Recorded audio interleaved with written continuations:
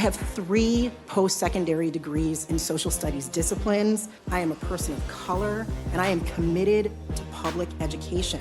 I've taught at the university level, and I've spent years adapting this experience to provide rigorous college preparatory instruction to middle and high school students. I'm an actor and a teacher based in the Twin Cities. I have the great pleasure of performing on almost all of the stages here in town, including the Minnesota Orchestra and the St. Paul Chamber Orchestra. I've been working with youth in our community for over 15 years, the same community I've been a part of and connected to for 37 years.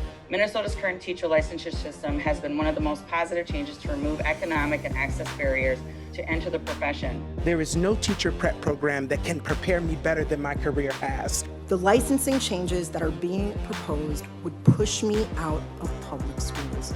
The elimination of the pathway for a Tier 2 to a Tier 3 license has the potential to weaken the teaching in our department. The time and financial burden will potentially push out teachers who've been teaching for many years. Pushing teachers like myself out will be detrimental to our students, who oftentimes never have a teacher of color or lack the opportunity to learn from teachers who they can identify with. And it's my fear that once these people leave the profession, they may be gone from teaching for good.